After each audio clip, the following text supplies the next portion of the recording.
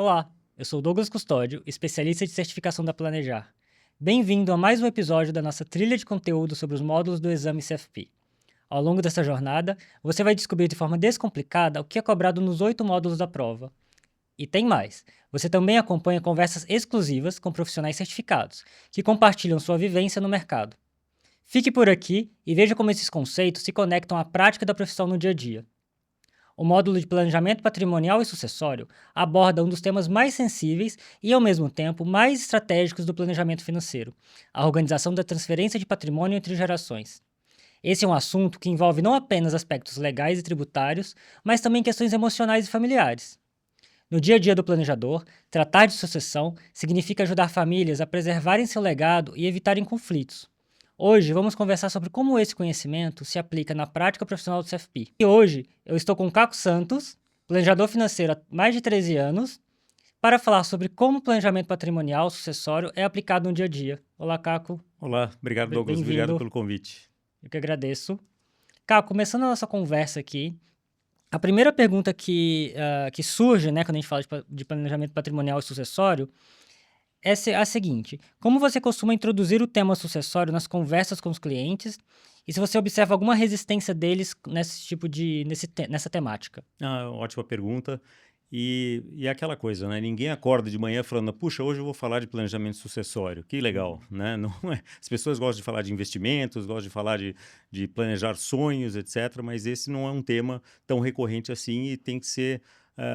ou acontece por causa de uma má experiência do cliente, o amigo morreu, o pai está doente ou alguma coisa assim, ou é realmente o planejador financeiro quem vai cutucar a história. E daí a gente tenta não falar de morte, né? Tenta falar de transmissão do patrimônio, tenta falar, como você disse muito bem, de legado, né? De proteger as pessoas que você quer bem.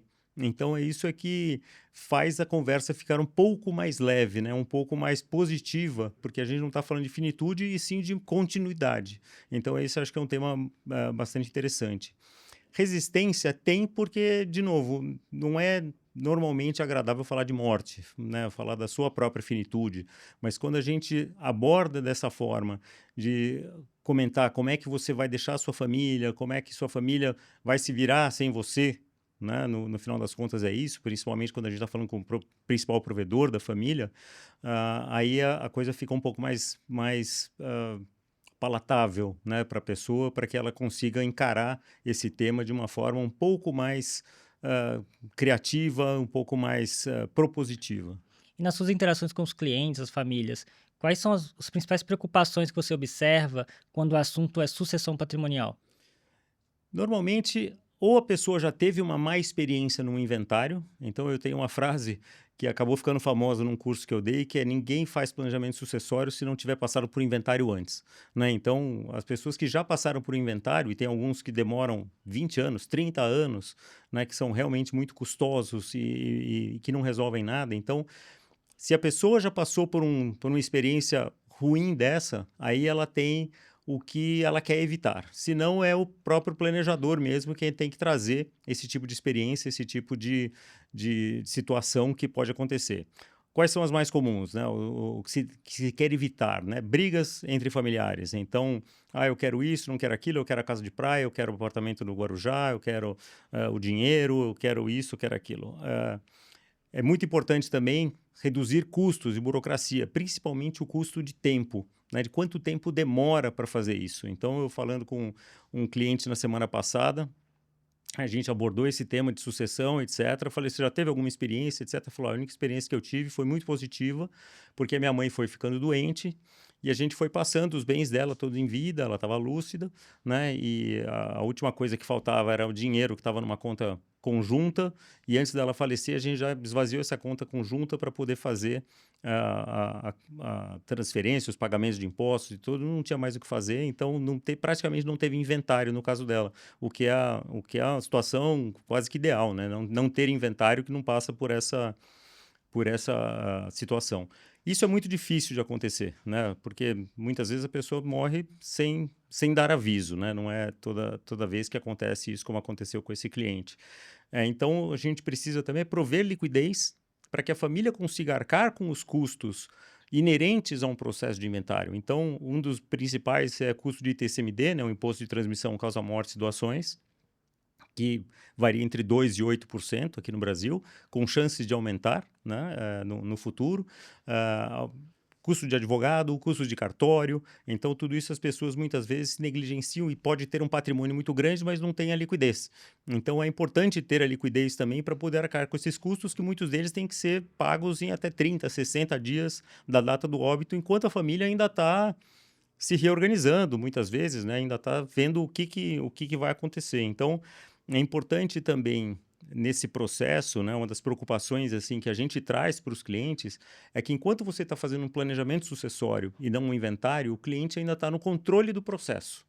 Então, você sabe quando passar os bens em vida, que tipo de ativos você vai passar, se tem uma empresa familiar, como é que você vai fazer a sucessão dessa empresa, ou dos imóveis, como é que, né, em que tipo de instrumentos que vão ser usados, né, para cada tipo de coisa. Então, é muito importante que se proteja também as pessoas a quem você ama. Então, é o cônjuge, são os filhos, são os pais, muitas vezes. Eu já fiz um planejamento sucessório onde a pessoa era casada com um cônjuge muito, muito rico, né, então eu falo: "Olha, eu não tenho preocupação nenhuma com meus filhos. Se eu morrer, meus filhos estão tranquilos. Só que o meu pai sou eu quem cuido. Eu pago todas as contas do meu pai".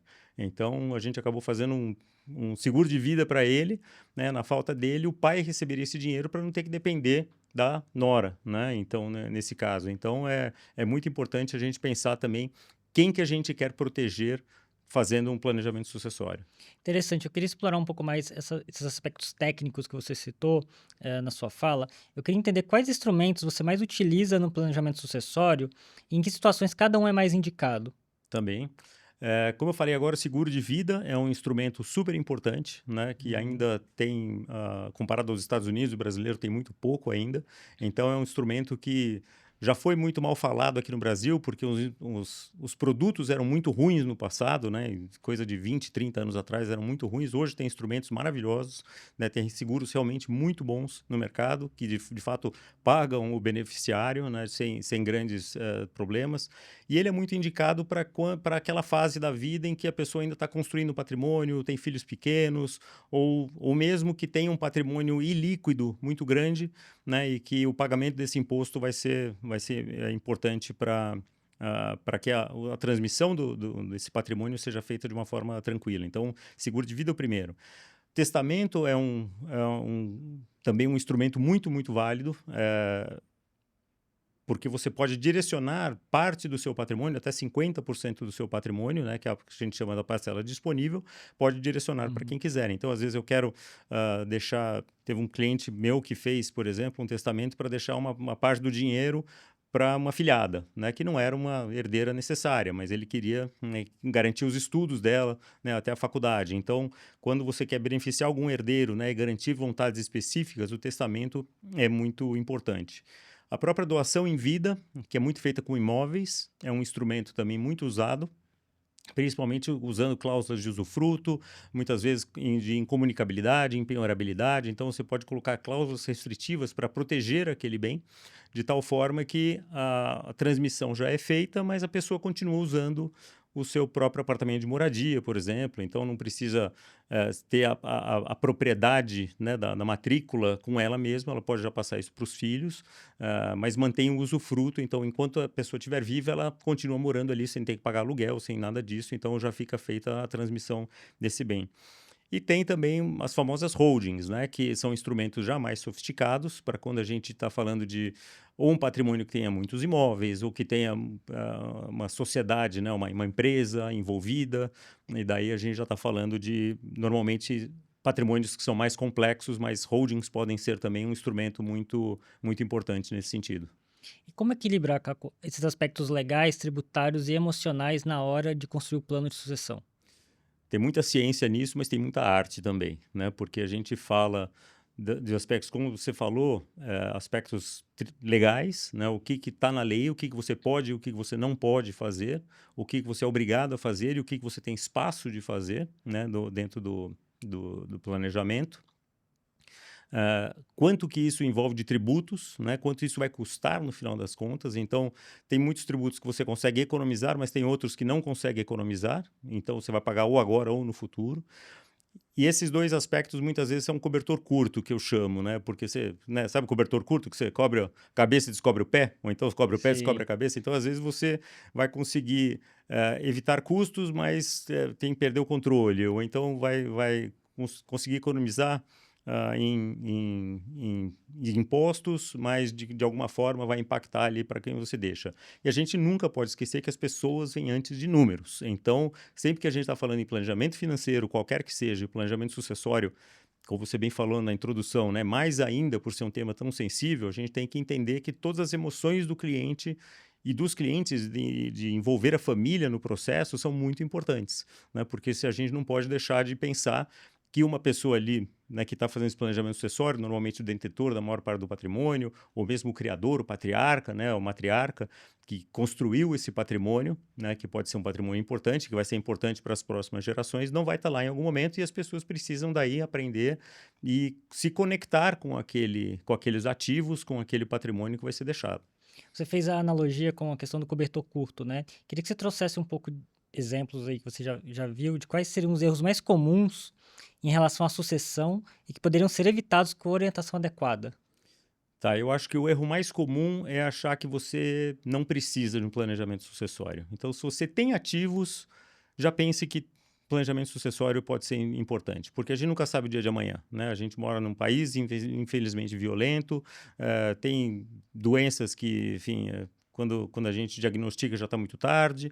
Então, uma coisa que eu costumo falar para os meus clientes é que nunca vai ficar mais barato, mais fácil, mais gostoso fazer o planejamento sucessório se a gente adiar, muito menos para fazer o inventário quando a pessoa falecer. Então, sempre antecipar o problema, estudar o problema com tempo, né, enquanto você está no controle do processo, é uma coisa muito importante. Então, acho que o adiamento da discussão é um dos problemas mais graves, né?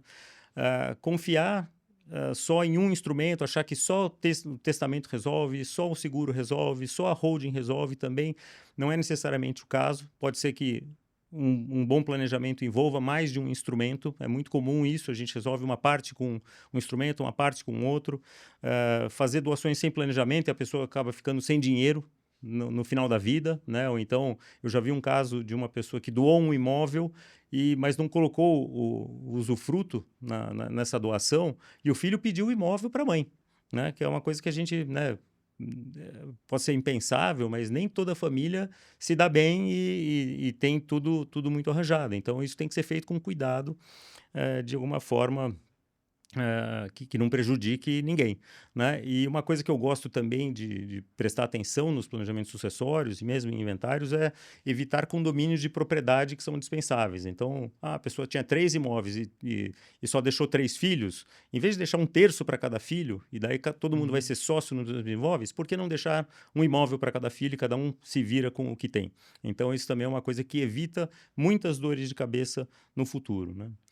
Outro erro comum é não comunicar os herdeiros sobre o que você está pensando e fazendo. Então, esse é uma questão que eu falei, né, de envolver a família. É importante, né, para falar, puxa, eu deixo a casa do Guarujá para o filho A e o apartamento em São Paulo para o filho B. Será que eles não queriam que fosse o contrário? Né? Eu deixo dinheiro para um, imóvel para outro. Puxa, mas o outro está mais apertado. Como é que é isso? Né? Então, isso é muito importante. Então, é sempre bacana entender com um planejador financeiro, né, com especialistas, com advogados, como é que você faz um planejamento de tal forma que não incorra nesse tipo de situação, que muitas vezes não tem problema nenhum no momento, mas dali a 2, 3, 5, 10 anos pode estourar.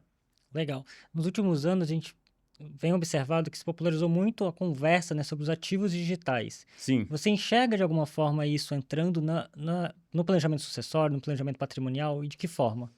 Deveriam entrar sempre, né? Qualquer ativos, né? Como a gente falou aqui, quaisquer ativos que a pessoa tenha vão ser passados para frente, né? A gente, qualquer um de nós, você, eu, quem está nos ouvindo aqui, em algum momento isso que você detém não vai ser mais seu porque você não vai estar mais aqui e isso vai passar para alguém, de alguma Uhum. forma. Então, quanto mais a gente deixar isso arredondado, azeitado, documentado, melhor para quem fica. né? Então, no caso de ativos digitais, se você tem a chave, né, tem o tal do pendrive, tem qual que é o acesso, como é que eu faço para acessar, saber que existe, né, porque tem pessoas que tem lá bitcoins, etc., mas só eu sei que existe. Aquilo vai se perder, né? Ninguém sabe nem que existe, quanto mais acessar, né? Eu já vi casos de imóveis, né, que teve que reabrir inventário depois de 10 anos porque descobriram que tinha um imóvel no nome da pessoa que não avisou para ninguém. Então, a parte de organização do patrimônio durante o planejamento sucessório é muito importante, inclusive para ativos digitais, né, que tem que ter esse cuidado igualmente como você teria com um fundo de investimento, ou com uma casa, ou com uma empresa. Legal. A gente já está chegando no final aqui do nosso episódio. Eu queria que você desse um conselho para quem está nos assistindo e para quem está se preparando para o exame CFP, né, e quer aplicar bem os aprendizados do módulo de planejamento sucessório na prática. Olha, eu acho que o melhor conselho que eu posso dar é estude bastante. Foi o que eu fiz para passar na prova. Eu acho que tem muito material por aí. O próprio material que é de Planejar disponibiliza é fantástico, né? Cobre tudo que vai cair na prova. E se você quiser dar um passo além, né, e você conhecer um corretor de seguros, um advogado que tem experiência na área, pega uma parte do material e discuta com ele casos, né? Entenda como é que isso na prática já aconteceu, já teve algum caso que você viu parecido, etc. Pode não ser exatamente o que caiu na prova ou o que vai cair na prova, mas vai ser um caso que vai eventualmente te marcar e que vai te fazer lembrar daquele conteúdo de uma forma diferenciada. Então, só estudar pelo livro é muito bom, mas se você puder também avançar dando um pouquinho mais de cor nesse estudo com especialistas ou com um planejador financeiro que seja especialista nisso, melhor ainda. Excelente dica, Caco. O módulo 7 é indispensável para quem quer orientar clientes sobre como proteger e transferir seu patrimônio. Ele aborda tanto os aspectos legais, como a sucessão e inventário, quanto ferramentas práticas, como testamentos, holdings e estratégias de proteção de ativos. Com esse conhecimento, o profissional CFP ajuda famílias a garantirem continuidade, segurança e eficiência na gestão do patrimônio.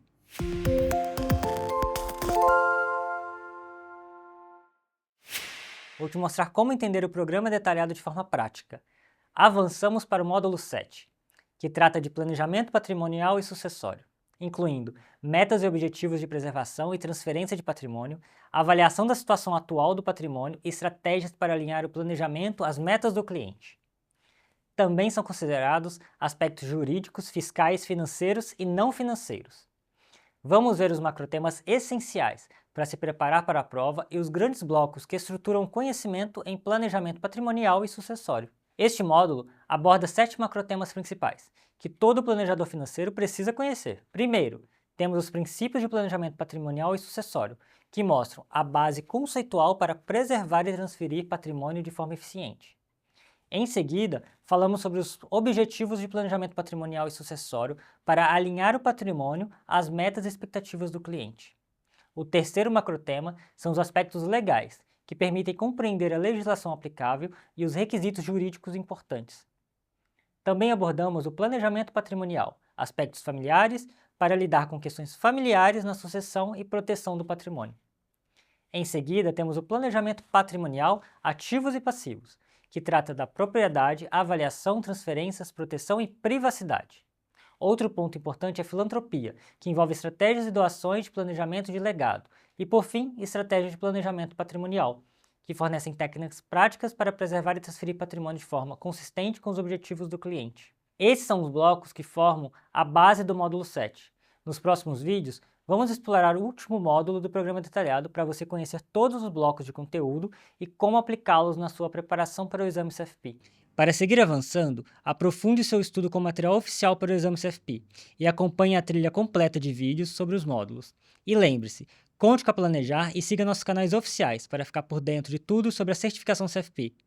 Até logo! Bons estudos!